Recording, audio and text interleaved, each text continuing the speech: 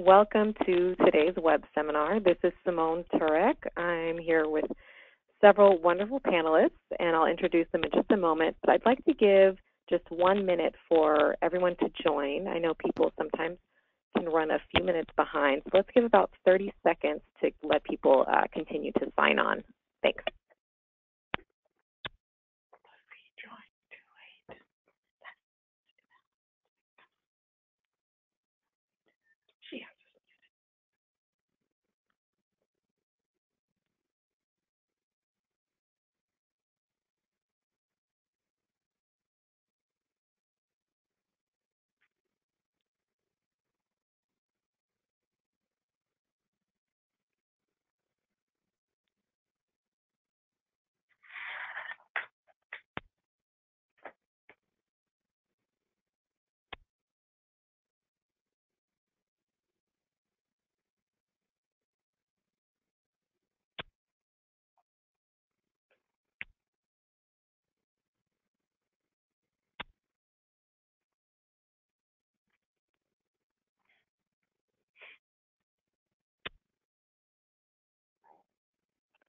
All right, good morning again and welcome to today's web seminar. This is Simone Turek with John Burton Advocates for Youth, and we have a number of wonderful panelists, like I mentioned a second ago, joined us today.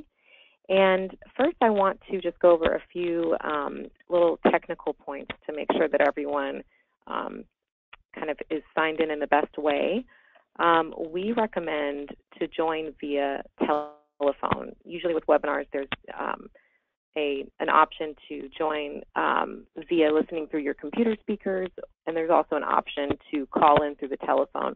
If you have any audio issues and you're listening through your speakers, give the telephone option a try. Sometimes it can solve, any kind of weird audio things going on. The information to call in is on the screen there, but once this slide disappears, you can get the same information from your control panel, which is on the right-hand side of your screen, and it'll remain there throughout the web seminar. And there's also, if you look on the control panel, there is a box that says questions, and if you want to submit questions that we'll include in our Q&A session that'll happen at the end of the web seminar, you can enter them into that box and then hit send, and I'll be, if one of the panelists can just mute your line, because I think we're getting some background noise. Thanks. Great, thank you. And at the very end of the web seminar, we'll be reading all of the questions that were submitted. And then, as always, we post all of the presentation materials, so the PowerPoint and a recording of this web seminar on the John Burton Advocates for Youth website at that URL. Again, if there's a panelist that is not muted, let's see if I can mute.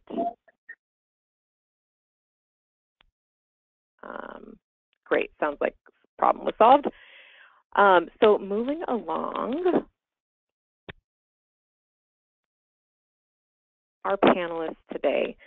So we've been working with a cohort of 36 THP Plus FC, THP Plus, and homeless youth providers. And the THP Plus and THP Plus FC providers, for those who might not be familiar, are transitional housing programs that serve current and former foster youth. And as I mentioned, also a small group of homeless youth providers that have either transitional living programs or some sort of kind of similar type of housing program.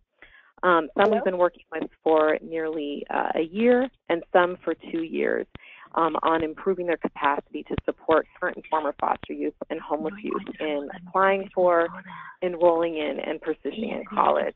And we call this the Beyond the Safety Net initiative because we know kind of for that housing providers to help youth be successful in the long term, they really have to be more than just safety net providers. They really have to offer more. They have to offer deeper support that helps set youth up for long-term success and stability.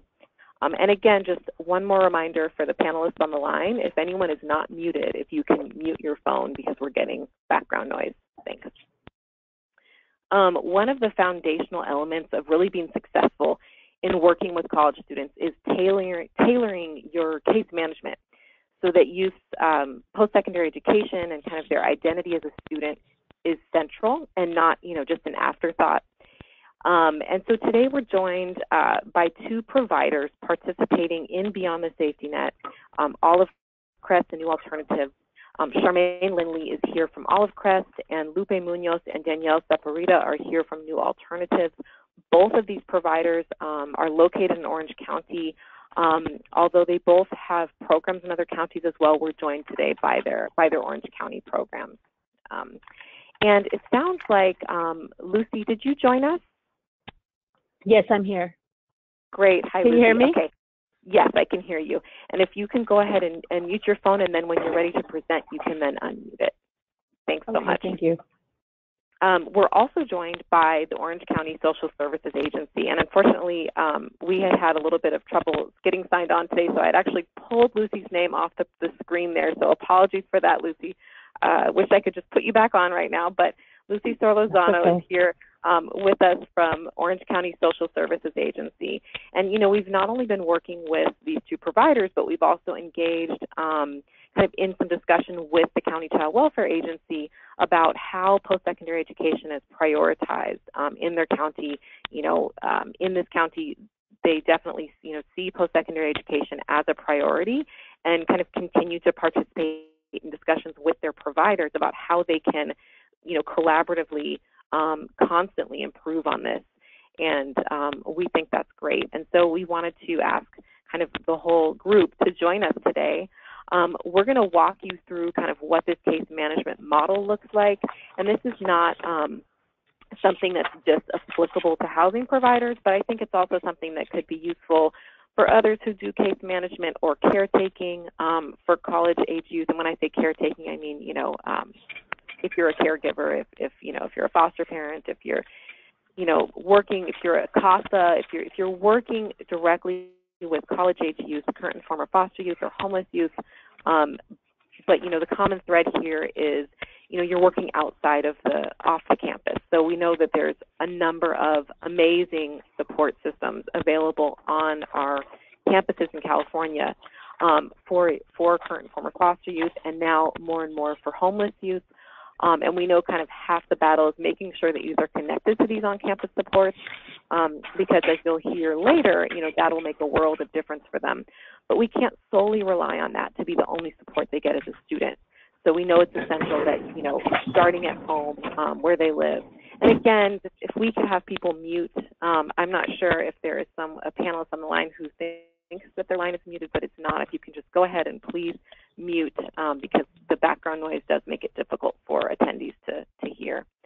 So I'm going to move on here. I think some people might be wondering kind of why does case management have to be different for youth in school? Maybe some are not, but for those who might be questioning this, kind of, first thing, the post-secondary educational world has its own language, its own calendars, its own systems and processes, just like the child welfare system or the probation system, just like the homeless youth services kind of provider world.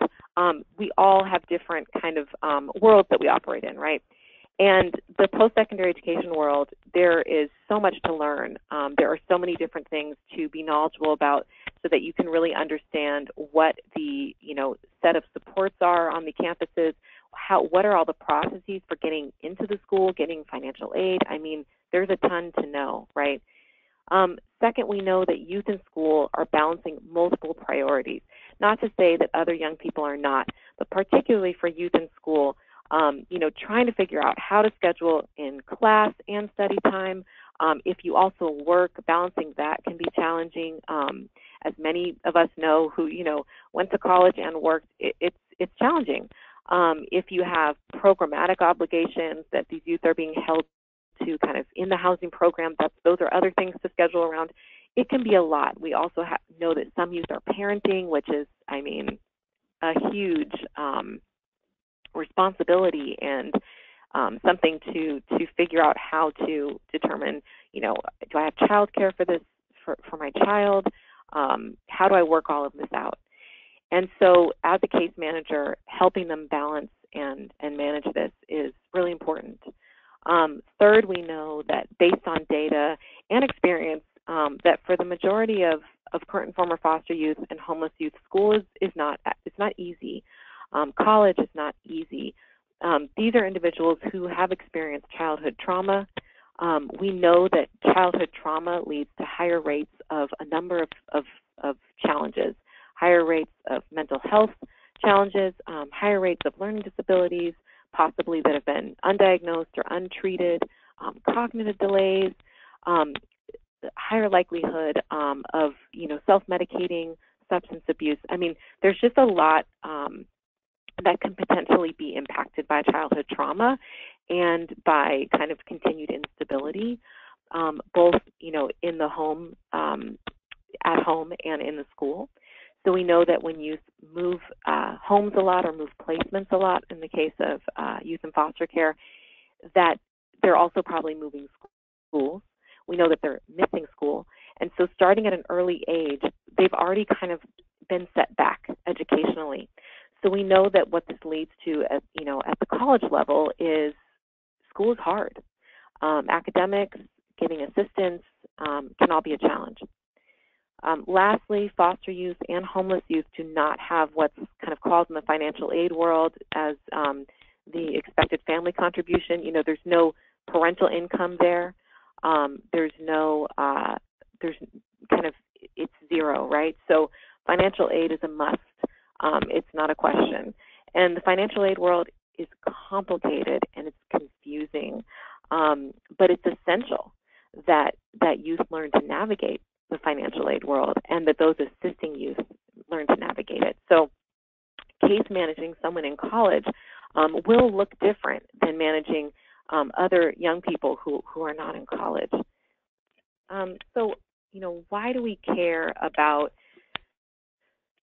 providers emphasizing post-secondary education in their programs? And I think this is an obvious answer, but it's kind of one of those things we have to address it. We know that having a higher education level positions you better in life, really in a nutshell. As you can see on the screen, from employment and earnings to likelihood of incarceration, health outcomes, civic participation, breaking the cycle, so a greater likelihood of the next generation attending college, and even, increased career satisfaction. These are all things that research has shown when you have a higher education level, you're doing better in these areas. And I want to turn it over at this point to Lucy Solorzano from Orange County SSA to kind of talk about in her county why is post-secondary education prioritized, and then specifically kind of why do they feel like they should be contracting with providers who are using a case management model that is emphasizing post-secondary education. Lucy, do you want to jump in? Yes, hi. So the reason why we feel that education is so important, because we understand that the outcomes for our kids are very, where we're getting them in the door, like the Cal Youth report noted last week that you guys presented, but we're not retaining them. So how can we provide retention for our kids? And, it's not just being able to pre-enroll them in colleges, but also being able to support them throughout that process. So, being able to have partnerships with housing providers that feel the same way is important.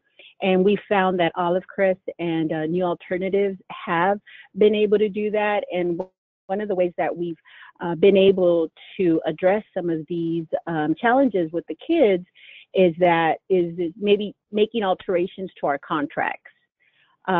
So sometimes our housing contracts are very specific in the fact that they have to do both, either employment and working. So being able to kind of alleviate some of that working component and being creative in some of the ideas that youth can explore to gain employment experience, at the same time being able to be productive in the school setting. So I want to thank New Alternatives and Olive Crest for being able and willing to kind of change that with us as we go by and we're learning this process. Thanks, Lucy. We definitely appreciate all three of you guys being here today, or all four of you guys actually, being here today and kind of giving us a window into what's going on in your county and in your programs. So now I want to move into kind of the practice part of this webinar, the training part. We want to talk about what this case management model looks like. Essentially, we're going to go over, if you look at the screen here, the center part, kind of the blue circle, the center part is kind of whatever you currently do with case management, which what we hope is that this is rooted in, positive youth development. We hope that it incorporates youth voice and youth choice. We hope that it's trauma informed. But this is not what we're training on today, right? The center part. That's something that you guys already do and have your own training that you get that on. Today we're going to talk about the outer circle. So this is all of the things that we incorporate related to case managing youth in college. And I should also clarify, and I should have probably clarified this earlier, when we say college or we say post-secondary education, we're not just talking about four-year degrees. We're talking about the whole gamut. So just like there is a continuum of various housing supports for young people, there is a continuum of various types of college completion or, degrees, licenses, certificates that you can achieve, right? And so we're not just talking about getting a bachelor's degree. This could be a short-term career education program that gets you a certificate in a specific field where you are then going straight into the workforce after getting that certificate. This could be, or it could be a longer-term four-year degree or starting in a community college and transferring to a four-year. So it's going to look very different for every young person, and we have to, and we'll hear about this later, but we have to be flexible and understand that, everyone's different, and let's see what makes sense for this person and the time that they have and their interests and their skills and their need for a certain salary maybe. There's all these factors that we have to take into consideration. So when we say college or post-secondary education, we're talking about all of that, okay? But so again, back to, we assume you guys are taking care of that center part. And we're also assuming that, the youth's housing is taken care of, their mental health needs are being addressed, all of those other, basic needs are being taken care of because, if we were going to talk about that today, it would be 5 webinars, right? But today we're just going to talk about the post-secondary education piece. And one other thing I actually also forgot to mention, I should have mentioned this when I was talking about the technical webinar info. Today, if you are one of those people that really likes to take notes onto the PowerPoint, if you look at the handouts drop down or the handout, you can uncollapse the handout section on your control panel. You'll see that there's a PowerPoint with notes, the notes version of it, a place you can take notes. You could print that out. You can download it, print it out, and follow along today using that. So, that's there. We've gotten a lot of feedback from people historically saying, we really want the PowerPoint ahead of time. So sorry I should have mentioned that earlier, but it's one of the first times that I'm doing it, so I'm not accustomed to announcing that. So back to the slide, we're going to talk about each of these 10 squares, and I'm not going to read them all right now for the sake of time, but and it may not be an entirely exhaustive list, but it's what we think are some main priorities, and we're going to go through each one slide by slide, and then our presenters, our panelists, are going to provide examples, kind of on-the-ground examples of what this looks like, how this is operationalized, and how they do it. So the first one, kind of helping youth choose education. Before we can talk about youth attending college, we really have to consider how we work with youth who are not attending or not yet attending. Sometimes youth haven't considered, what they want or what their path is. Maybe they just haven't had the opportunity to really think about it or really even know what their options are. And it takes, counseling or coaching to really get them there. And so I've asked Lupe to just kind of talk about, how they've handled the, I'm not quite ready discussions, or how they've handled just talking with youth who really haven't maybe considered this or aren't maybe familiar with all the options, and help them plan their educational path. Hi, good morning. Thank you, Simone. So one of the things that we do is meeting youth where they are. As Simone mentioned, it is so important to have them meet them where they're at. A lot of times when they come into our program, they're not ready to go into any type of post-secondary education. We're really looking at identifying a lot of those barriers. But some of the ways that what we do when we're trying to meet them where they're at is really focusing on that engagement piece and building the relationship with them so that they can start trusting us and helping them through the process. So one of the things that we have our case managers do is really focus on their strengths and their interests, getting to know them, understanding that if they're not ready at that point, that we should not be pushing them into a direction, and just really helping them learn what strengths they have and what interests they have, and then building out from there. The next thing we do is options, is really ensuring that they're aware of their post-secondary educational options.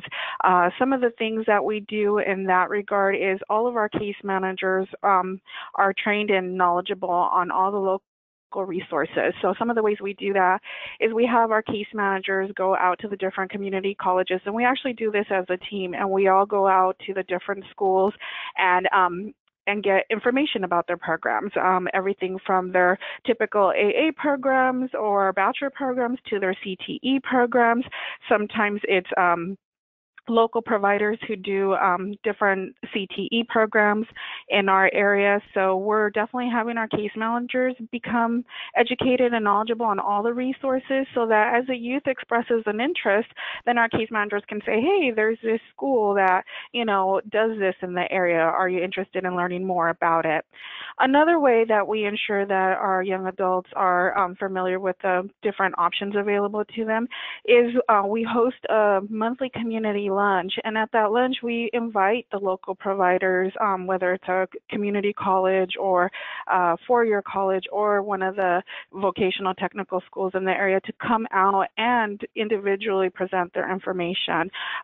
So like next week we have OCC coming to our program, and they're going to share all of the information about their campus and the different CTEs they provide. So that way the youth are hearing it from different people. Another way we really help them with exploring their options and understanding them is we do field trips. We go together as groups to the different schools, and we with the youth, and we allow them to get a tour and hear it themselves and walk around and check it out, see the vibe there on campus. That way they're seeing all their options. A lot of times they're just not sure what they want to do, or they're not thinking they're capable of doing that. So definitely helping them to explore their options is very, very important. Problem solving, their barriers, that goes without saying. A lot of times, as we talked about, there's so many different barriers that they present with. Sometimes it's mental health, sometimes it's substance abuse, but really being able to assess what the barrier is and then helping them break down the barrier. So we do this through making sure we're having good assessments to identify the barriers, whether it's mental health or lack of school records or just not understanding the process, and then we're linking them to the appropriate resources for those different services that they may need. And that way, as all of this is kind of getting combined and we're meeting them where they're at, we're not pushing them into making a decision, we're helping them explore their options, and then we're helping them problem solve and break down their barriers, then we can help them go into the planning phase, which is to utilize the tools available to them to choose a path. Once we have identified different strengths and interests, then helping them connect that. There's lots of different ways we can do it. A lot of times we're looking at helping them do assessments or really choosing different career paths by using the assessments listed down here. My Path website is a great career assessment. It's really short. That's what some of our youth really like about that it's not a long, 100-question assessment. It's pretty simple, and it gives them different options as far as career paths. Also, the salary surfer is a great one, because if they're really in the I want to work now and not do school later, or maybe not ever, it really lets them see what they can earn in the short term, but also if they completed some type of short CTE program in that field, what they could be earning afterwards. And those are both great resources. But we have to be able to do all of that in the beginning with really getting to know them, building that relationship, and really, helping them to choose education. And that'll look different for each one. So those great options on My Path and Salary Surfer are great options to help them explore some of those. So thank you for letting me share that with you. Thanks, Lupe. And, I usually save all the questions for the end for the Q&A, but there's one question that I think I should just answer right now because it's a clarifying question. Someone said, what is CTE? And that's my fault. I should have spelled this out on the screen, and I didn't.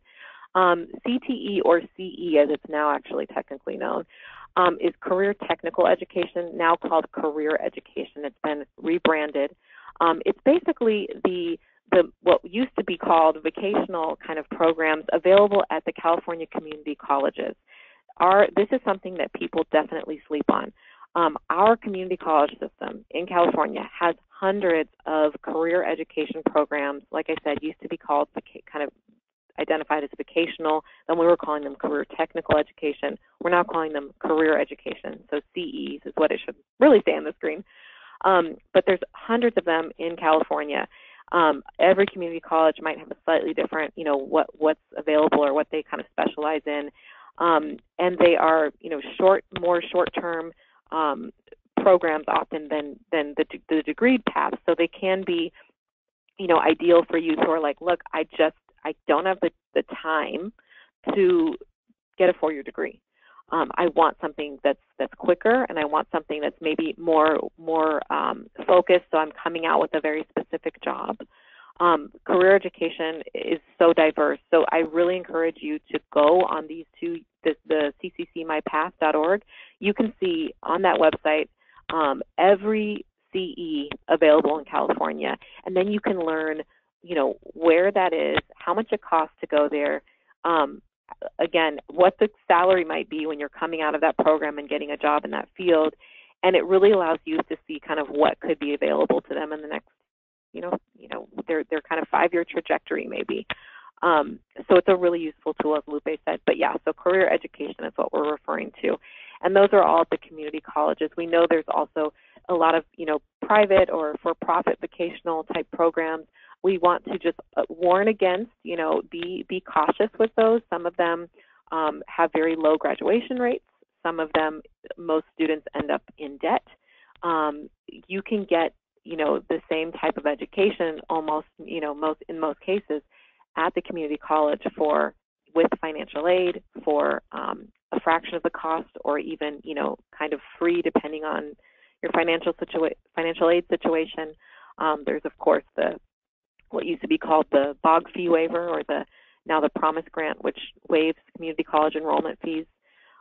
So it's really important to go there, learn more about that stuff before youth are getting kind of interested in these private vocational programs, because you could potentially save them a ton of money, and they might fare better going to the community college. They likely will. So moving on. So being, what we call fluent in post-secondary education, I kind of got at this earlier, but, the post-secondary education world has its own deadlines and calendars and systems and languages and acronyms. So the trick here really is to school yourself. If you're working with youth in college, you've got to become more knowledgeable about this world. And, even if you went to college yourself, often there's a lot of things that have changed. Maybe it was a long time ago. Or maybe some of these things just weren't on your radar, or things that you had to deal with or access. So it's important to know about all of these things on the screen. We've done webinars on a number of these topics and developed technical assistance publications on them. There's so many resources here. That's why the screen is packed. I've just put some of the resources on these topics on the screen. But and I won't go through each one in detail, because again, that would be like its own webinar. But you've got to understand the range of options. What's the 3-tiered public school system in our state, community colleges, CSUs, UCs. What are the other options? Like I said, what's available at the community colleges is quite diverse. You have to be knowledgeable about the application process. You have to be knowledgeable about the matriculation process that's required at community colleges and CSUs. And I can't underscore enough that you have to be knowledgeable about financial aid. And at least know the basics, and quite importantly, know where to send youth for this information. So maybe you're not an expert in all of these areas. It'll range. Some case managers will know more than others. If this is not your area of expertise, you have to know where to send youth on campus to get this information, right? So very importantly, you have to be aware of what those on-campus resources are, what those on-campus supports are, and we'll talk a little bit more about that later. Deadlines and calendars are, I think, more important than people realize. Things come up quickly. In order to know kind of when to talk to youth about what, you have to know what they're going through and what their academic calendar is at their particular school. We'll introduce a tool later in the webinar that'll help with this. And then lastly, kind of you have to stay updated, right? So as I mentioned, things change. There's things changing right now. Really important things with matriculation, with the assessment process. There's things changing with financial aid. So do you stay in the know through your relationship with your on-campus supports? Do they keep you informed? Do you, get the John Burton Advocates for Youth newsletter, listen to our webinars? We try to keep you informed. How do you stay up to date? So again, the boxes on the right-hand side of the screen, I encourage you to check out.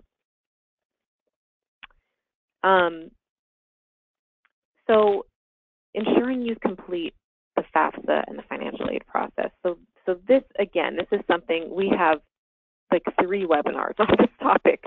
I'm going to be very, very broad strokes here because it's easy to get into the weeds with financial aid, but this is kind of a skeleton of what's important, right? First, ensuring that all of the youth in your program, that if there's even a remote possibility that they might be attending college in the fall, complete a FAFSA, or if they're undocumented or a non-resident documented youth, the California DREAM Act application.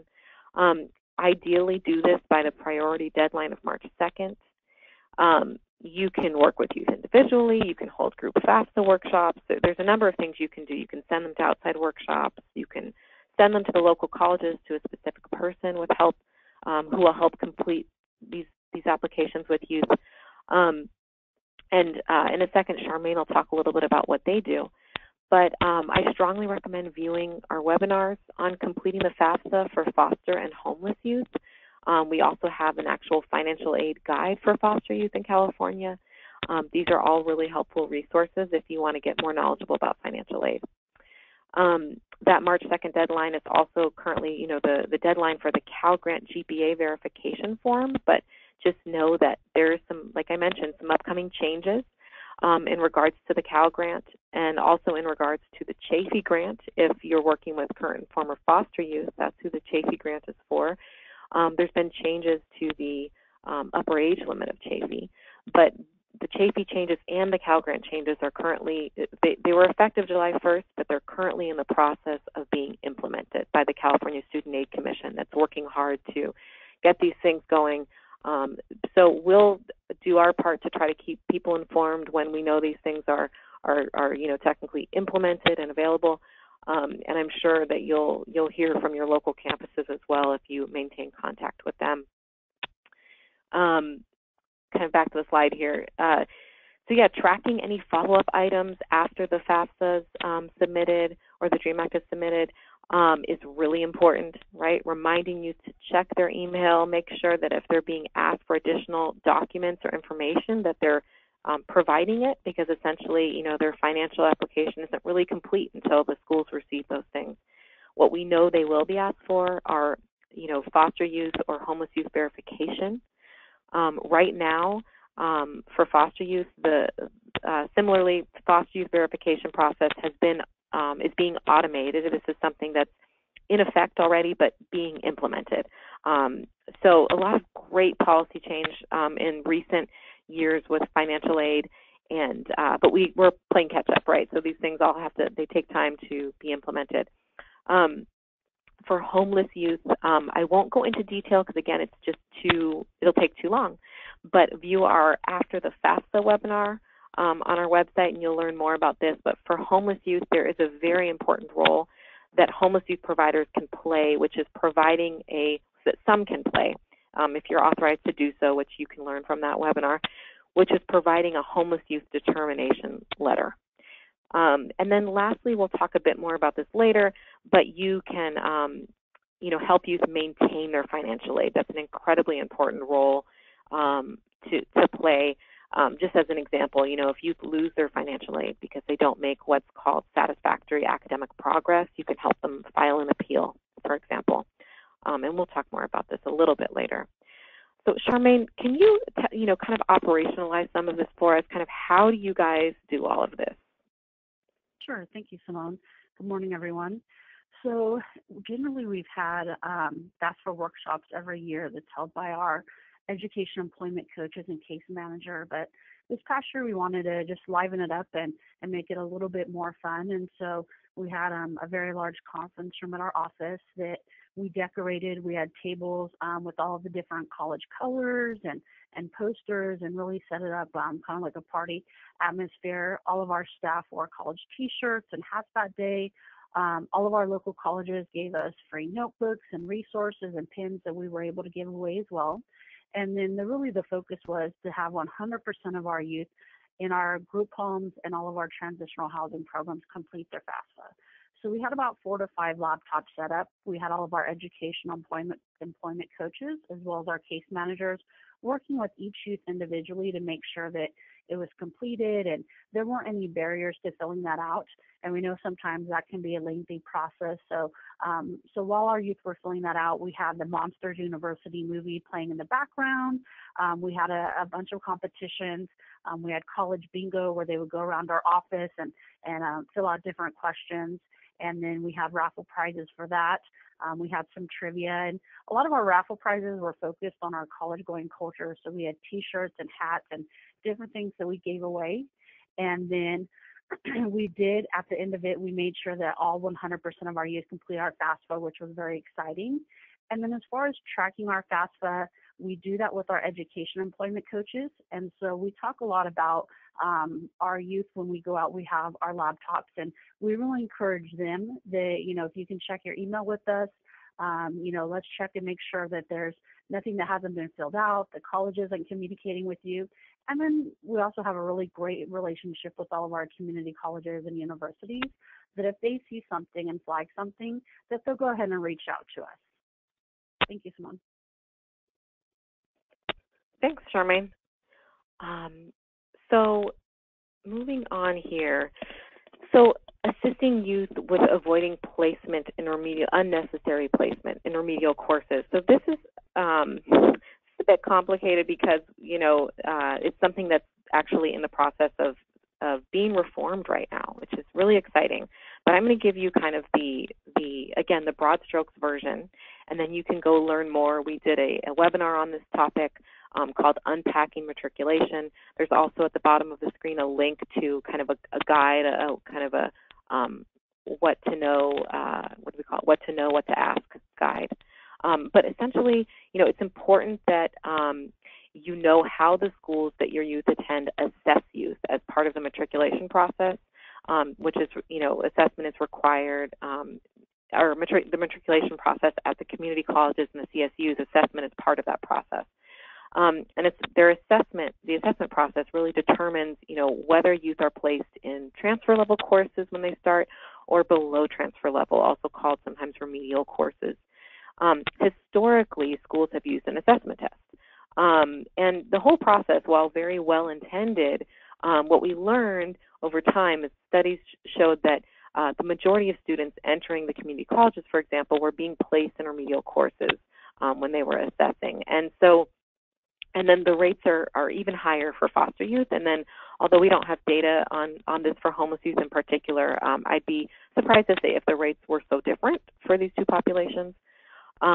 What studies have also shown is that using, a single test on a single day, so kind of the standard assessment test that was being used, makes youth more likely to be placed into these remedial courses than when you use what are called multiple measures. So multiple measures being looking at high school transcripts or high school GPA, and then kind of placing in a certain level of course based on those materials.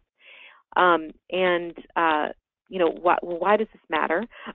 When students are placed in remedial courses or below transfer level courses, what studies have shown as well is that they're also less likely to ever move on to earn a degree, a certificate, or to transfer. So what we're seeing, as you guys probably know, not a great retention rate in our, for example, in our community college system. We have a lot of data on that, and so the system really obviously wants to fix that, wants to address that, and so I think initially assessment was a way to try to address that. It wasn't quite working in the way we were doing it, and luckily we have a very responsive post-secondary education system.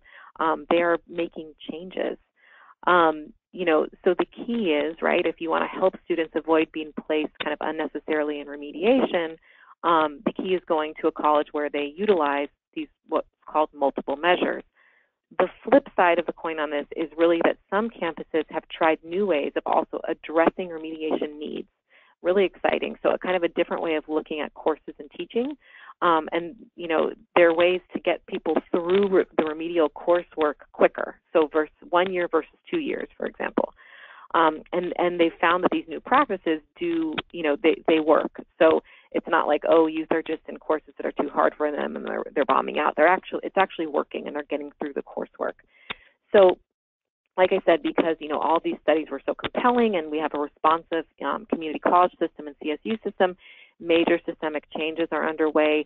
Legislation passed last year requiring community colleges to utilize multiple measures and to get students through remediation in a year or less. The CSU chancellor issued an executive order requiring something similar. The legislation, at least, is being implemented on a phased-in basis. And so, some schools still use the tests, some use multiple measures. It's a mixed bag. And so the kind of takeaway here is, and also not all campuses are yet offering the accelerated remediation options across the board. So, the key is to stay in the know about where your local campuses are in terms of this process. Find out about the assessment process and how the schools address remediation needs, and then find out the timeline for if there's changes happening, when are they happening, and what are we looking at. And so, that's really the best that you can do for young people, so that if there are other options, for example, to address remediation at the local college, they're there, you can ask for them. The student can request those options. If there are options between different schools, if you're in an area with multiple different colleges, maybe you're going to pick the college that utilizes the more progressive practices. So it's just one of those things to be informed about. And we'll continue to try to, again, keep people as updated as possible. So working with students to access on-campus supports that make sense for them. So this, as I mentioned before, if you do nothing else, do this, right? Develop a relationship with the local campus support programs, know what the resources are, because, even if students have no support anywhere else, this on-campus support is so key. These people working on the campuses are the experts. They know where to send youth for their needs, for their college-related, student-related needs. So what we recommend is, develop a relationship with the programs, take students in person to introduce them, or in the least be able to tell them, who to go to. There are a host of on-campus supports for foster youth, and they're growing for homeless youth. There are Foster Youth Success Initiative liaisons, FYSI liaisons at every community college campus. And now there was legislation to kind of mirror this for homeless youth, and we have homeless youth liaisons on our community college campuses. The links for both of those rosters are at the bottom of the slide. There are individuals who may be, or there are programs that may be, serving the broader student population that may need additional support, and then there are specialized programs. There are 45, I think, now campuses across the state that have what are called next step programs, and these were previously referred to as CAFEs. this is a supplemental component of EOPS on community college campuses, and it's specifically, next up is specifically for current and former foster youth. While not all community college campuses have Next Up, they may have other types of foster youth campus support programs, and they all may be called something a little different.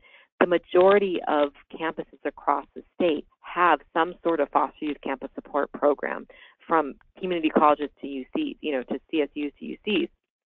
Most of them have something. So it's knowing what that is. Again, if there's not a specific program like that, EOPS is great on the community colleges. Connect with EOPS.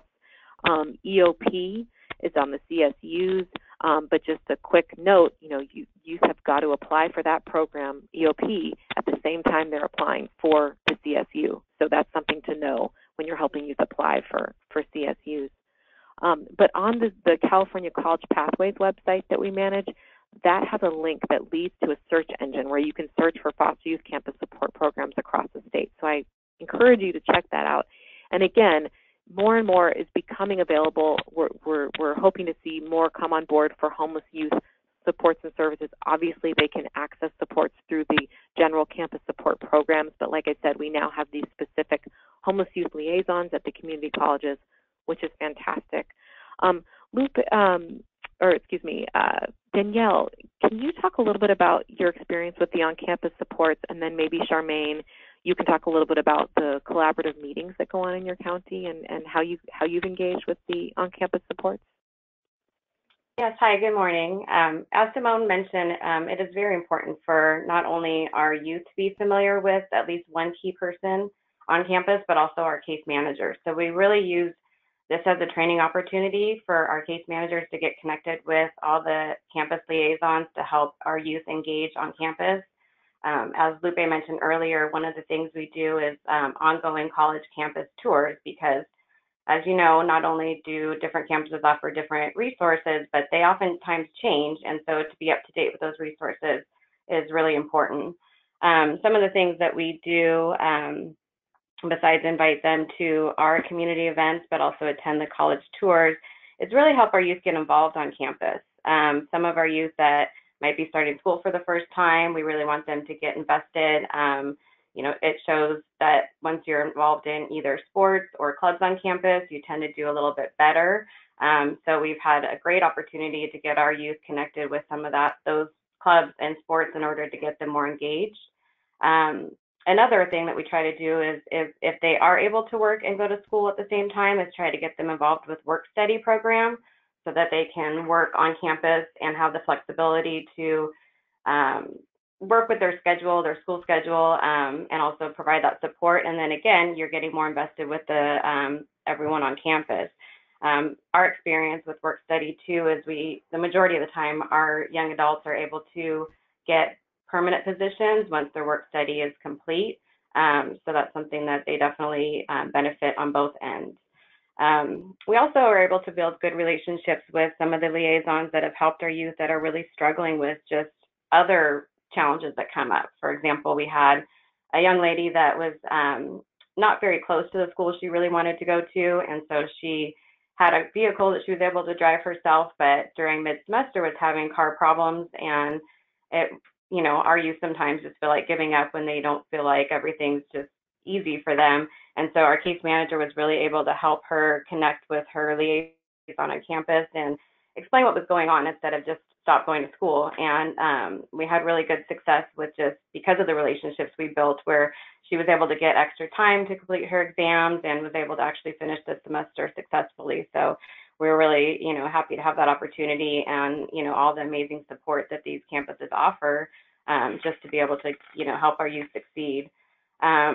We also want to try and get our youth all the other benefits and resources in terms of, tutoring and all the DSPS services so that the youth can get the special resources that they need if they are struggling in certain areas.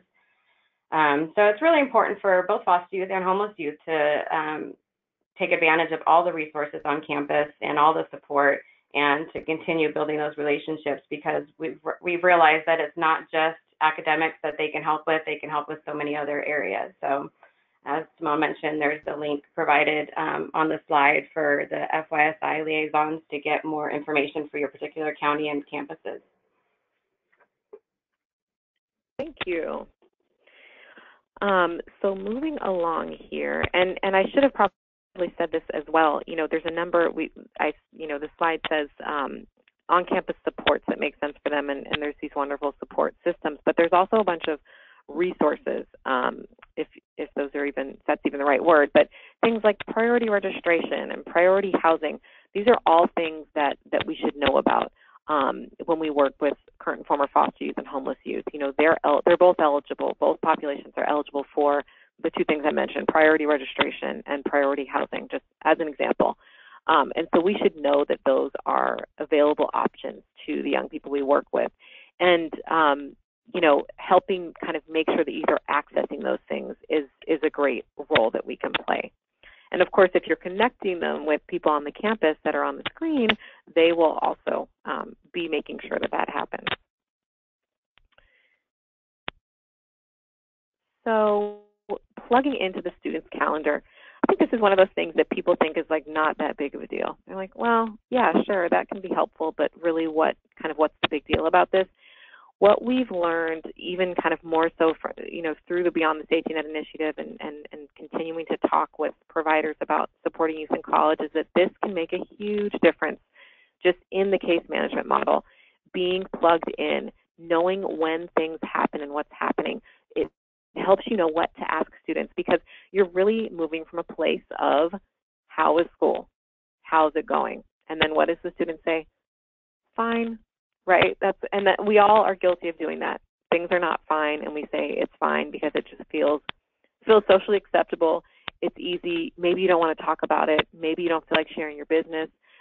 But by engaging in a deeper relationship, you know, as a case manager, really being empathetic, understanding what the student's going through based on what's happening at certain times of the year, can, you know, help kind of increase a certain number of a certain amount of trust, and this person does kind of get what's going on, and it makes youth more forthcoming. You can foresee, you know, issues before they become major issues. So really plugging into knowing what's going on, and we'll talk about this later when we share this tool with you. But just as far as kind of plugging into the calendar, you know, there is an academic calendar, like kind of a generic academic calendar for post-secondary education, but every school has a slightly different calendar of when things happen. They all have maybe different start dates, different, financial aid dates as far as general, like federal financial aid, that's standard, right? But each school might have some institutional financial aid that there's certain deadlines for.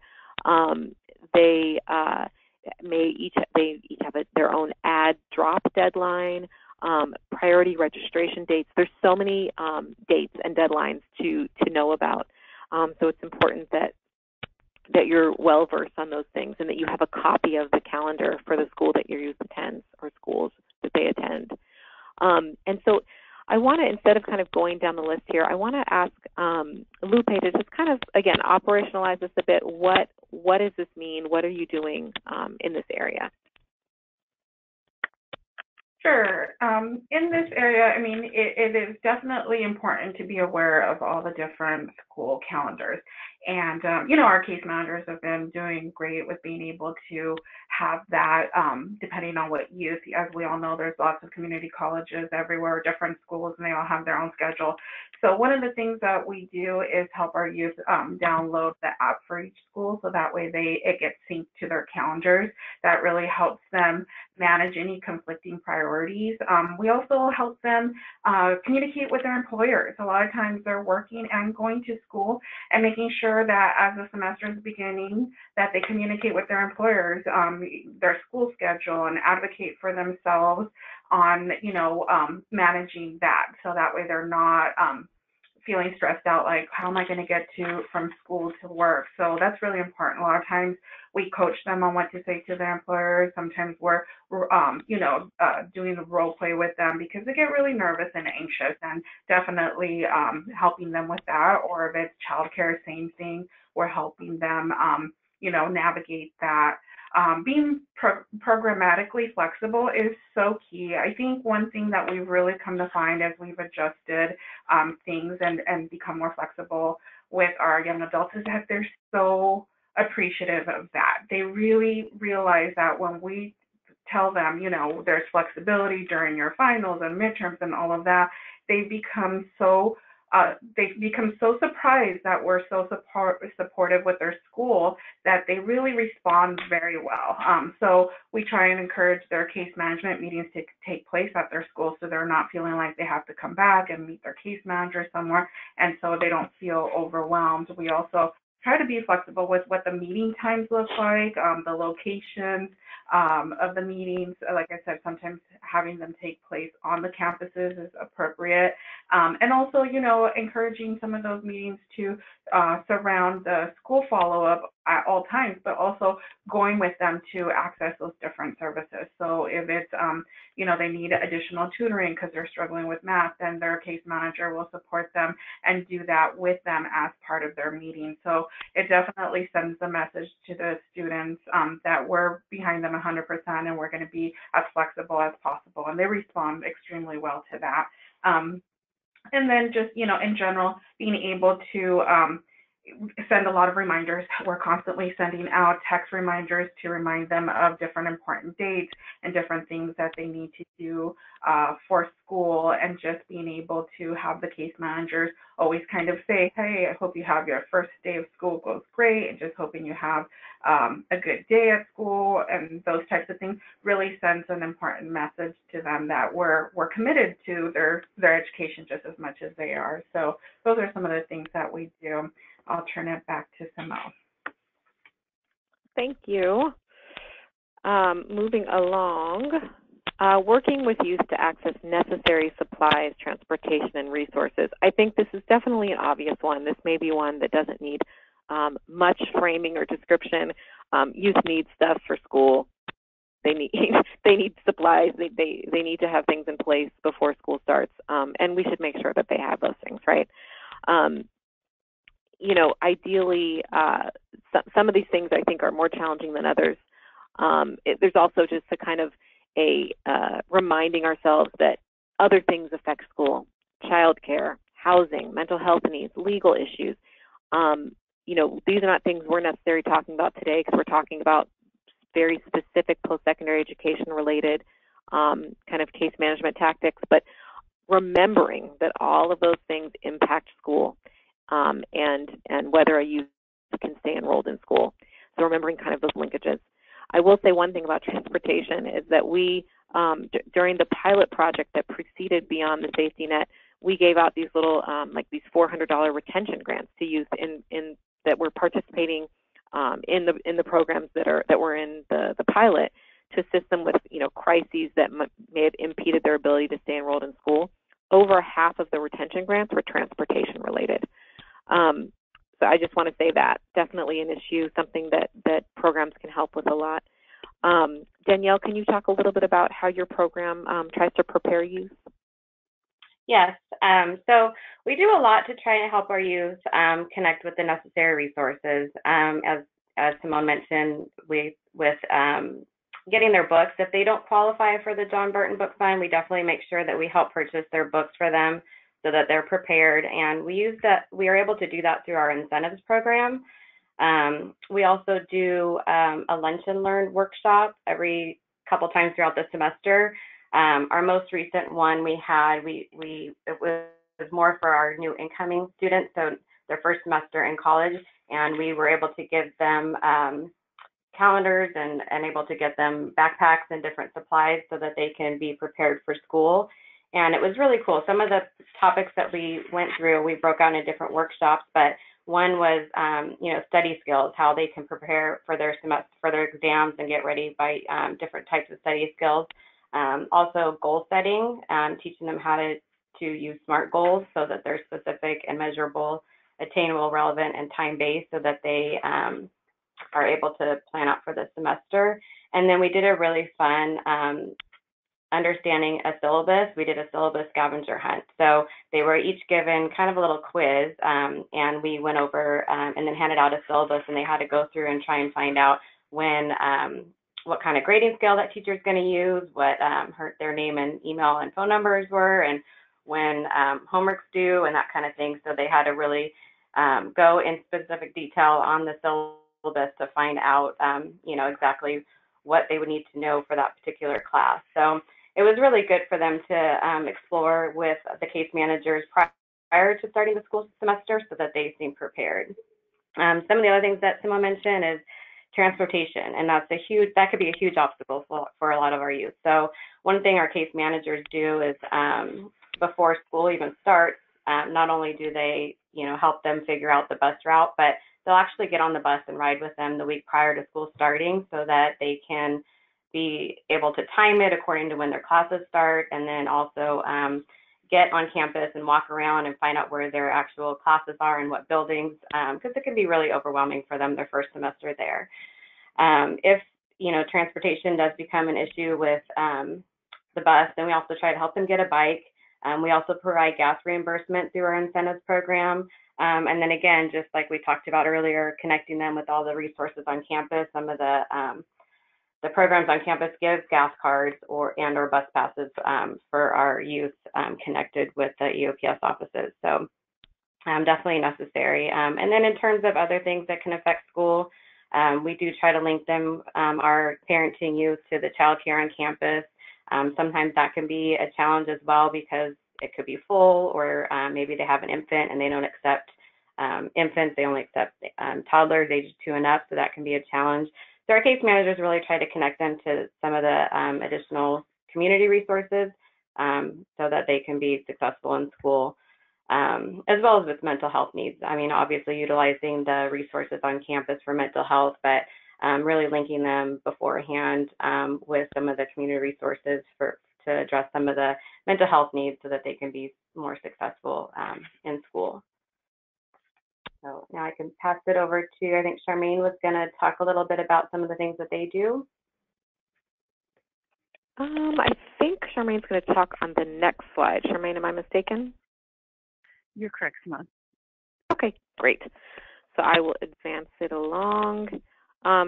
Regular check-ins on academic progress. So, another issue that comes up a lot with programs supporting youth in college is, how important it is to catch the obstacles before it's too late, right? One way of doing this is to be in the loop on your youth's academic progress, right? The classic story is this, she was attending school. I'd ask her how it was going. She'd say, fine. Come to find out a month later, she hadn't actually been attending for several weeks. Now she's flunking her classes. She's losing her financial aid. We hear this story way too often. So Charmaine, how do you guys prevent this from happening? Help us understand kind of how your program approaches this issue. Sure. So we really approach it in 2 ways. One, that we're a team, our case managers, supervisors, and employment coaches, as well as our youth that have social workers or probation officers. So we talk about that we want to support them in choosing the right classes and making sure throughout the semester they can withdraw if they need to. And so during our case management sessions, we ask the youth to go ahead and log on to their case manager's laptop. We empower them to do that and be able to use their own password. And then we really talk about that this isn't us, monitoring and, holding it as a punishment if they're not doing well, but really to talk about how we can support them before it gets too late. So if we do have youth sometimes that are just reluctant, they don't want to share that information with them, part of our team is that we meet monthly with our social workers and probation officers. So we talk about it there. We talk about what solutions we could focus on so that we can help our youth throughout that process.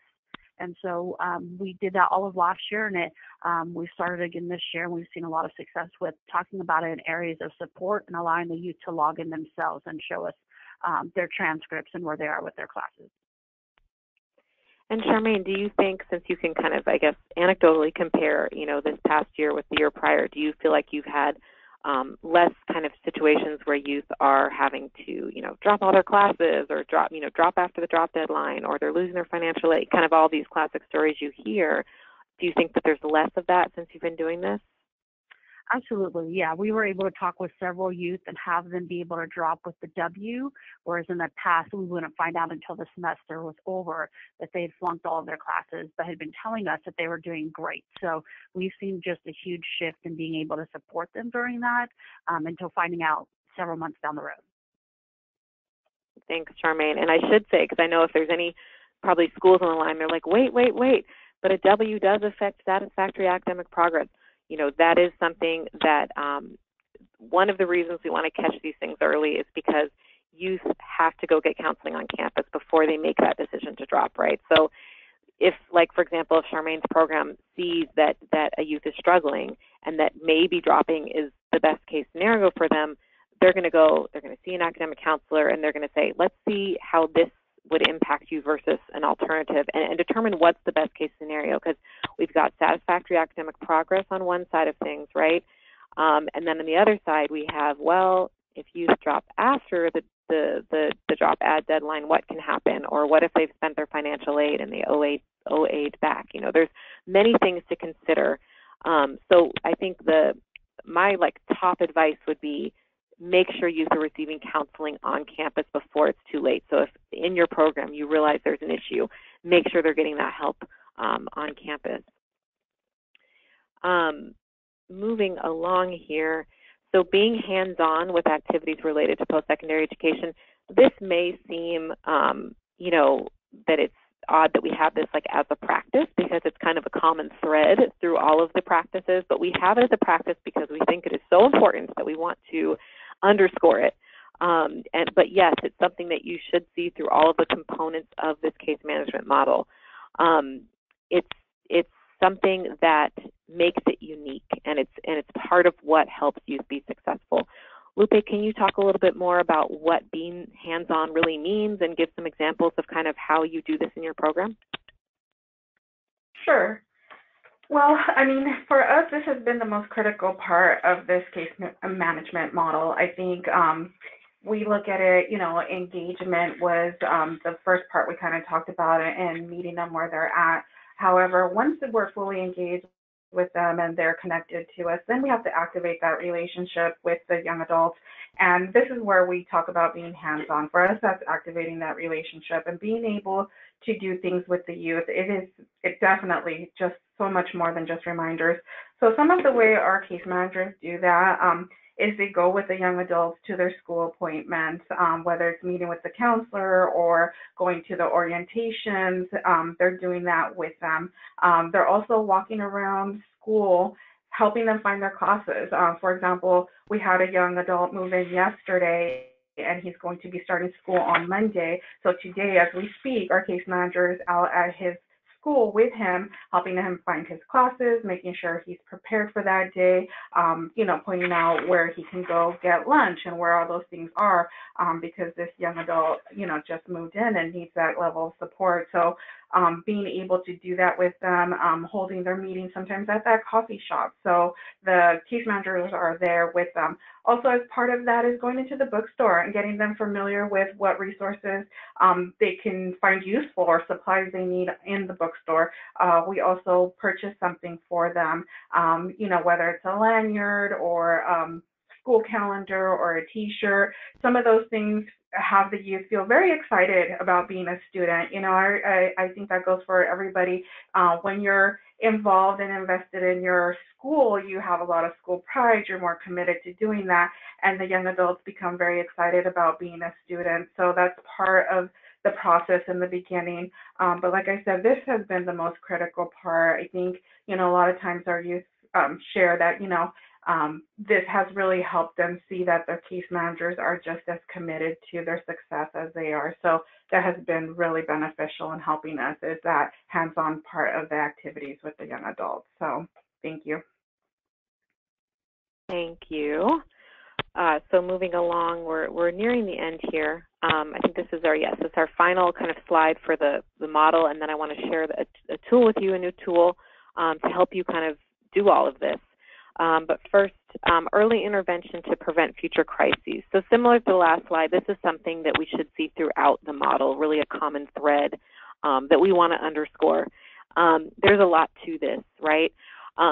the first thing is really motivating your students to develop relationships with their professors, with anyone else, on that campus who can provide support, and honestly, who they might need something from later. So when you develop a relationship with your professor, when it's midterm time and you realize that you need maybe an extra day to turn in your paper, if that's your midterm, we know that professors are probably more likely to be lenient if they have a relationship with that student and they understand maybe some circumstances that they wouldn't otherwise be privy to.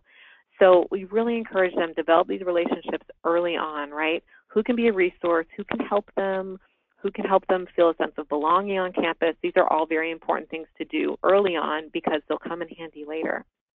Also making sure, really, again, like we said, that you know what's going on with the students you're working with. So like what we just recently talked about a couple minutes ago, understanding where they are with their academic coursework, with just are they attending? Have they missed class? And the tool that I'll share with all of you in a second will definitely help with this. And then understanding key deadlines. So, for example, the add drop deadline that I've mentioned a few times, if you know that's coming up for a certain school that your youth is attending, flag that for them. Again, make sure they see a counselor before they do anything. These are things that you can do early to avoid something much more challenging later on. Of course, if something unfortunate happens, so they do end up having issues with their financial aid. So, for example, let's say they drop after the deadline and they end up, or regardless, they do anything that jeopardizes their financial aid, let's say, and they end up losing their financial aid. Of course, work with them to help correct that. But if we can be preventative on the front end, it saves a lot of work and stress for the student, obviously, on the back end. A big piece of this is managing financial aid. So again, I don't want to go into too much detail about what that means because it would take a whole webinar, but look at the After the FAFSA webinar if you want to kind of go into depth in that area. And before I want to have one of the panelists on the line talk about how they've used this guide, but first I want to actually kind of open it up, and I'm going to show it on my screen. This what we call the Case Management Check-in Guide. It basically provides, week-by-week guidance based on the academic calendar for case managers to follow. And it's a cheat sheet, essentially. You don't have to reinvent the wheel every semester. What am I supposed to be asking right now? What is the youth doing now? Where are students? What conversations should we be having? It's essentially a cheat sheet. And really it moves case managers from, like we say, kind of asking how's school going to really asking these targeted questions at the right time, which builds trust. It provides reminders, support, referrals. It can trigger all of those necessary things because it's based in the academic calendar. So I'm going to click on the link here, and then I'm going to show my screen. Let me take just a minute here to, let's see. Here we go. So you guys should be able to see it now.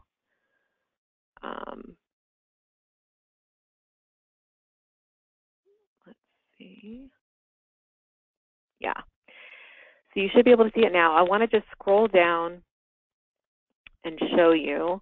So this is suggested topics to check in about prior to the fall semester. So this is kind of the whole gamut of, and it's not exhaustive, right? There's more you could probably even add here. And we encourage you, take this tool, chop it up, add to it, personalize it for the school your youth is attending, do whatever you want with it. But it's a good cheat sheet, right? So here are some things that you want to check in with youth about prior to fall semester. And so, feel free to I'm not going to obviously read through it right now, but I want to kind of show you how it's laid out. It then goes into a week-by-week format where these are things that you should be checking in with students about over the course of the academic semester. So there's suggested questions, suggested topics, some explanation, There is some repetition in here. There's things that we definitely want to ask about a lot. We want to know whether youth are actively engaged in their classes. We want to know if they've been attending their classes consistently. If they haven't been, we want to know what are the obstacles or reasons. Let's make a plan to address that. So you'll see some of these questions, multiple times. But it basically takes you through the academic term. Now, if you're on a quarterly system, obviously this is going to be different, but we use the semester system because it's the prevalent, system. On the back page here, you have a very generic academic calendar, important kind of dates and times during the academic year. But again, the reminder is check this out with the school that your youth are particularly attending, because everything's going to be slightly different, or some of these things are going to be slightly different depending on the school. And then this is a little section because it's not by month down here, the helping students manage their financial aid. It's something we wanted to include, but we couldn't really particularly stick all of it into a particular week. We wanted to just put it there at the end so that people could read through it and understand it, and then they can kind of weave that in throughout the semester. So this is available to everyone at the URL that is on the slide. Let me go back to the, all right, it should be showing PowerPoint slideshow. That's what I want to show. There we go. So you guys should be seeing the slide again. The URL is on the screen there. So now I'd like to ask Lupe to just kind of talk us through how they've used this check-in guide. They've kind of piloted it in their program and have some kind of results to share and kind of share their New Alternatives kind of impression from using the guide and some feedback. Sure. So we ended up piloting the program earlier this semester, in the end of the spring semester. One of the things that we did initially was, when we introduced this to our case managers, is kind of pointing out what you did in the beginning, Simone, was that this is not extra work. This is really changing how we do what we're already doing and just having a more concrete way of doing it. So being able to really have a meeting where we introduced it to our case managers was really key in this. So that way we all kind of walk through it. That whole first section of things to do before school even starts was something that we did started early in August, because we knew most schools were going to be starting at the end of August. And so being able to kind of, in that meeting, kind of look over the tool. It's an amazing tool, and we were able to just kind of have the case managers have an opportunity to ask questions, get clarification on things, and that way when they met with their youth, they already had a plan for how that would look and answered questions. A lot of times, the youth are out there meeting with our case managers, and we wanted them to feel like they were all communicating the same information. So what we did with that was, like I said, in the case manager meeting, we had an opportunity to do some hands-on training with that. But as a result of that, we've had a lot of improved communication between our case managers, our youth, and the colleges that they're attending. So like I shared earlier, our case managers have been going with them through the entire matriculation meetings, whether they're doing online orientation or in-person meetings with their guardian scholars or EOPS. Our case managers are there with them. So it's really improved the communication all around. We all know what's going on. There's no surprises, and that has been very useful. The youth, like I shared, are just very receptive to it. This whole approach has been really showing them that not only are we committed to their success, we are prepared and knowledgeable on what we need to do. So the youth are definitely more engaged. They're more available for meetings and speaking up when they need assistance. That's so important, because the old way of doing it was, how's school going? Everything is fine, is typically what the youth would say. And then we just kind of move on to a different subject. And just, now with that improved communication, the youth are saying, well, I have this question, or this came up, or I don't think I did so good in my midterm. So there's been a lot of speaking up and really sharing when they're struggling, so that way we can link them to the appropriate resources, either for additional tutoring or maybe talking to their professors or even connecting them to the DSPS office. And then, like I said, it just makes the youth feel very supported. It helps with being able to identify when situations arise. During the summer, we were utilizing this check-in tool, and one of our young ladies was doing really well in school. She started her semester really strong, and then she caught one of those really bad summer colds, and the summer cold turned into pink eye, and this all happened during her midterm week. So she was really nervous. She wanted to give up, and she's just all like, it's just a summer class. It doesn't even count. I'm just going to drop it. And we kind of problem solved different things because she had been encouraged to connect with her professor and introduce herself, which is part of the process in that check-in tool.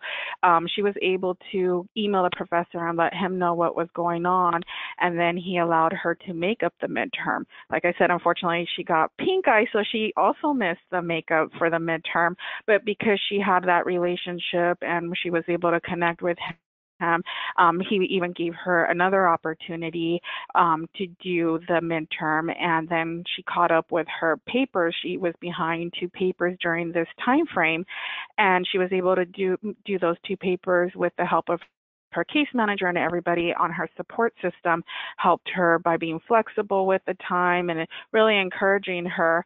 And at the end, she just showed us her grade, and she ended up passing the class with the B. And she was super excited because less than a month ago, she was willing to give up and just fail the class. She didn't even want to drop it with a W because she had just missed the deadline by 1 day. So she would have ended up getting an F. So it was really important, and I really attribute that to the check-in tool. Without those targeted questions, it would have been really hard for her to speak up and really share with us what was going on. And, you know, getting sick is something you can't control, and just empowering her to realize she had options. Her first option was, you know, I'm going to give up, but just really empowering her to realize she has everybody's support. And as a team, we were able to really help her communicate what was going on and then help her problem solve the situations. And then just, like I said, giving her support with completing the assignments. Even the day of the midterm, her case manager dropped her off because she still wasn't feeling 100%. So when she made it up, dropping her off at school so she wasn't worried about catching the bus and still not feeling 100%, and then helping her with reading her paper and giving her feedback so that she can complete it in time and submit it. So with all of that, and then just seeing how proud she was that she actually finished and she got a better grade than she thought. She was really hesitant and thinking because of having been sick, she wasn't going to be able to pass with a very good grade, and getting a B at the end of all of that was really empowering to her. She felt really good about it, and just seeing, you know, how excited she is, and she's prepared now for her next semester. So all of that, again, is through using the check-in tool and being able to ask very targeted questions to find out what's going on, because as we all know, many times if we're just asking how's school going, they're giving us very vague answers. So this tool has been really good at being able to give us the opportunity to do more and improve that communication. So those are that's a really good example of how we've used the tool and how we put it into practice. So thank you, Simone. Thanks, Lupe. Thanks for that story too. That was a really helpful kind of, it helped us understand kind of, you know, what would have happened if you didn't know any of that was going on. It all would have been going on still, and it probably would have ended very, very differently. So that's a really great illustration of kind of why it's so important to stay plugged in with what is going on school-wise with the young people you work with. Before we jump into Q&A, very quickly, just want to share an upcoming webinar with you all. We have a number of upcoming webinars. This is the one that we thought seemed kind of particularly relevant to today's potential audience. It's more on the practice side of things. We do a lot of more policy-oriented webinars, and I thought since this was more of a practice webinar, this is an upcoming practice webinar that we have. It's actually targeting colleges, but I think it would still be great for service providers to attend. This webinar basically offers examples of ways in which colleges are structuring their services to encourage student access and reduce the potential that shame or embarrassment is preventing students from accessing available basic needs benefits. So benefits like food pantries, benefits counseling, financial literacy support. So this is basically about, as it says, addressing stigma. So if you want to register for that, there's the link. And I also wanted to say that at the very bottom, you see all previously recorded webinars can be found at that link. All of the webinars I mentioned today are all there. And then any of our upcoming webinars you can get at the link directly above. So let's dive into Q&A. We have lots of good questions. The first one, Lucy, are you still on the line? Yes, I am. Great. So the first question we got was actually for you. It says, Lucy, can you share an example of how those creative changes to contracts can be made? So this was in reference to you talking about how contracts may say something in regards to school or work, and then maybe you realize that it could create obstacles, and so there are ways to creatively, make creative changes to address those obstacles. So she wants to know kind of can you give some examples of what those creative changes might be? Yeah, so some of the creative things that they've done that we've come across are like giving leniency for the employment, asking our providers to kind of look outside the box. Like I think it was Danielle that spoke about on-site student work programs, so things like that. Also giving them credit for the extracurriculars. So if students are very much involved within the school and allowing that to kind of supplement, because they're getting different skills. It's not very specific like we see in employment skills, but in general, they're developing skills on a different level and being able to communicate. And so that's what we mean when we're giving them other options to just the traditional employment development skills or the job time that they're supposed to have. So that's how we've become a little bit more creative in that. Thanks, Lucy. The next question, are the additional factors, so the additional practices that we talked about today, to build on top of the youth case management, something we want providers to provide in addition to housing, or something we want caseworkers to organize by partnering with other CBOs? Great question. The answer is kind of both. And every program is a little different. Every program has a different capacity level, a different size, different expertise. Some of these things I think we definitely want housing providers to do. There is a certain base level of knowledge that providers should have about working with youth in college, right? But some may take it further than others. Some may do a lot more partnering. I think in the very least, the best case scenario is you've connected youth to all the campus supports you can, and you know what those are. So you know the campus support program that they are working with does A, B, and C. If they don't do D, you've got to do D. So it's understanding where to fill in the holes or the gaps, and working collaboratively with the campus support program so each other knows there's a reciprocal relationship. You guys know what the housing program does, what the campus support program does. Maybe there's overlap, maybe there doesn't need to be, maybe there needs to be, but understanding that all of the needs are being handled. So if they're not being handled on campus, maybe the housing provider can supplement, or vice versa. So I think that's one way to approach it. If you're a provider who maybe has a little less capacity to do all of the above, is making sure they are being handled somewhere. For example, the FAFSA completion stuff that we talked about. Maybe your caseworkers are not doing the FAFSA with the youth in your program. Maybe that's just not something you guys have chosen to do. But you're making sure that every youth is getting that individual support either on a campus or maybe ILP is offering it. So it's basically kind of making sure that it's happening. This same person had submitted a follow-up question saying, hey, isn't it a requirement that youth over age 16 discuss and youth with IEPs discuss post-secondary education in their case plan. So there was recent legislation, SB 12, which requires the social worker for foster youth, the social worker to identify for youth age 16 and over, to identify an individual that's going to complete college applications and financial aid applications with that youth. So yeah, that is required, and maybe that person could be, if the youth is in a housing program, someone from the housing program, or maybe it's someone on the campus, or it could be a number of people, but that is a new requirement. So thanks for bringing that up. Next question. So as a new case manager, how do you balance the need to allow time for self-discovery while managing the institutional time constraints like financial aid term limits?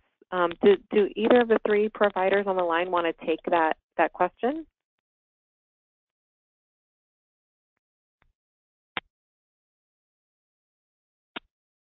Okay.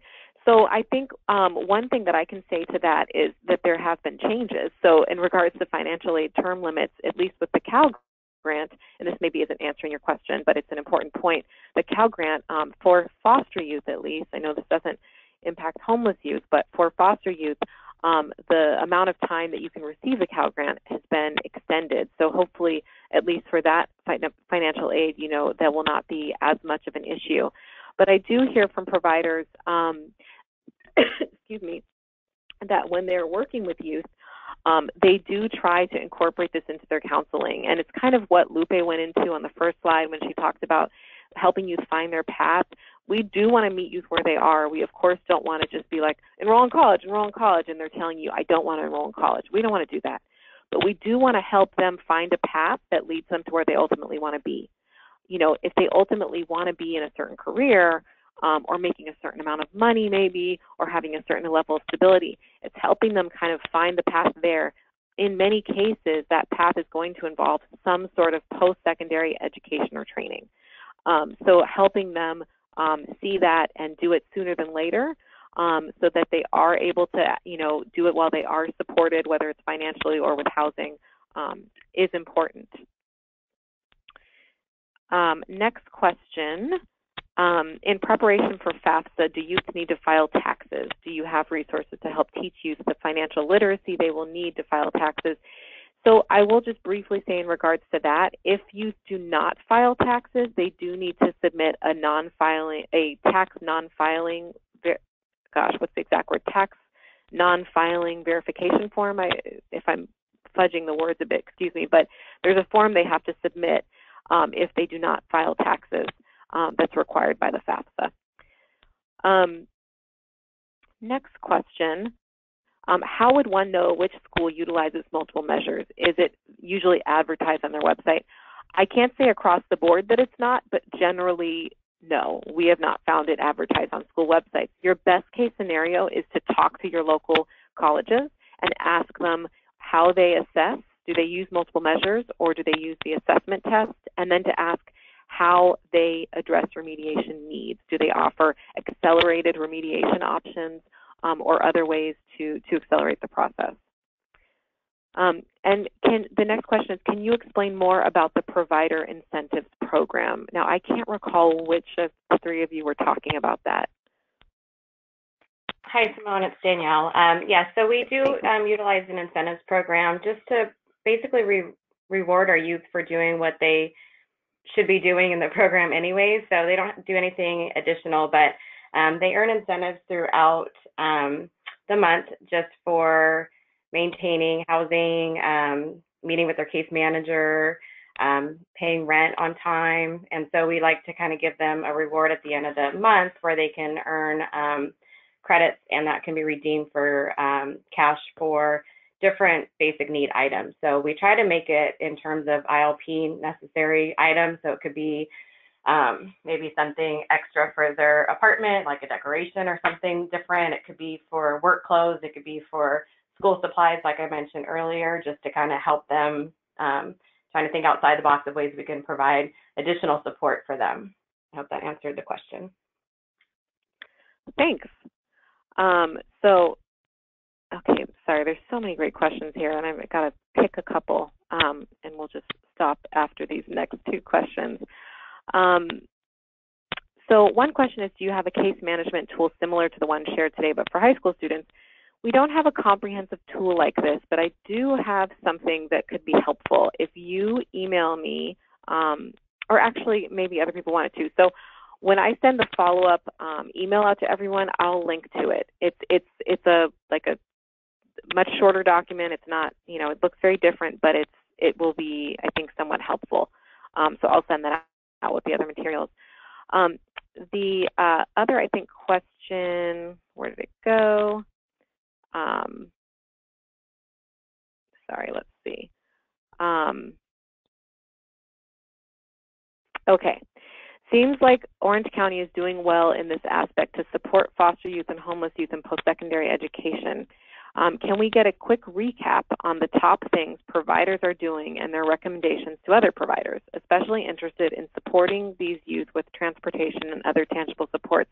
So why don't we, from each of the providers in the line, it would be helpful maybe to get what are your top, if you had to name them, the top things you think are, if a provider wants to support youth in college, what are the top, 3 things they should be doing? Charmaine, do you want to start? Sure, I can start. I think the first one is definitely having school supplies. So we start off when any of our youth come in, we get them a backpack, whatever school supplies. When they need additional school supplies, they'll request that with their case manager, and we'll make sure that we can get that. I think the other tool is having the campus connections and being able to call them at a moment's notice, to have a warm handoff has really made a significant difference with our youth in colleges. Thanks, Charmaine. Danielle or Lupe, do one of you want to comment? Sure. This is Lupe. One of the top 3 things is the campus tours. A lot of our youth, it's their first time in school, going with them to help them find their classes, going with them to get familiar with the campus and meeting new people has been a great way to get them connected and invested. And that's our second thing, is just having the case managers be hands-on with them on all aspects of their school process and post-secondary education. And then third, I think the question also asked about transportation, just being really flexible with what that looks like. In addition to gas cards, we can also support youth with Lyft or Uber rides when they need to, especially for key times during finals or during meetings with their academic counselors, being able to be flexible with that, or having their case management meeting take place at the same time so that the case manager can offer support with transportation. Transportation can be a huge barrier in them being, in the young adults getting involved in school. So those would be the 3 big things that we would do all the time.